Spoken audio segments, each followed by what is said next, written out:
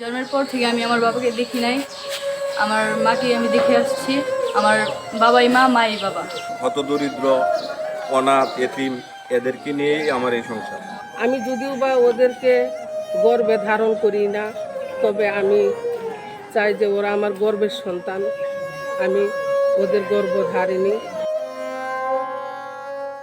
তারা অনাথ, ছোট থেকে বড় হওয়া অনাথ আশ্রমে পড়াশোনাও করেছেন এখানে। তাদের স্বপ্ন অনেক, কিন্তু বাবার অভাবে রোজ রাতেই চোখ ভিজে ওঠে তাদের।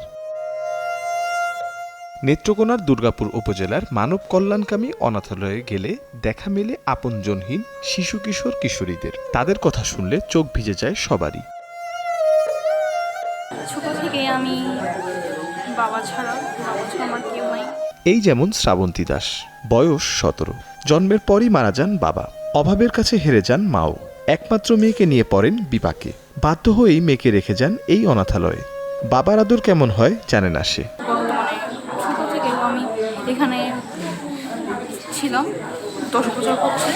এখন বর্তমানে আমি পরীক্ষা দেব, এসএসসি পরীক্ষা দেবো সামনে। আমার অনেক সময় খুব খারাপ লাগে যখন আমি পরীক্ষা দিতে যাই, তখন দেখি অনেকে গার্জেন যায়, মা বাবা যায়, কিন্তু আমার একটা জিনিস খারাপ লাগে যেন আমার তো বাবা নাই। বাবা থাকলে তো আমার নিজেকেও আমাকে একটু নিয়ে যেত। বাবাহারা আরেক কিশোর অমিত, তারই 5 বছর বয়সী আপন ছোট ভাই অর্ণকে নিয়ে এই অনাথালয়ে থাকছেন 6 বছর ধরে। 7ম শ্রেণীতে পড়ছে সে। ছোট ভাইয়ের বয়স 5। বাবা কেমন হয় জানা নেই তাদেরও। আমার বাবারে খুব মিস করি, আমার বাবার কথা মনে পড়ে, বাবার আদর পাই না কখনো।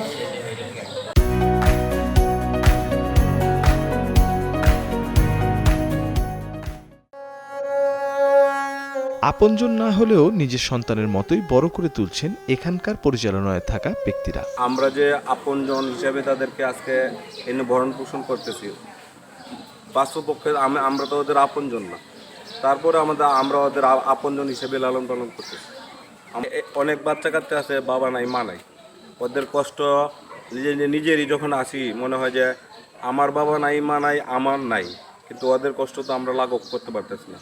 ওদের আপনজন হওয়ার জন্য আমরা কতটুকু বা পারি।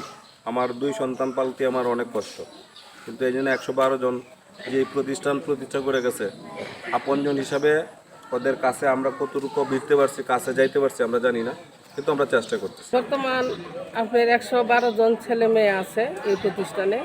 মা নাই, বাবা নাই, অনাথ অনাশ্রিত।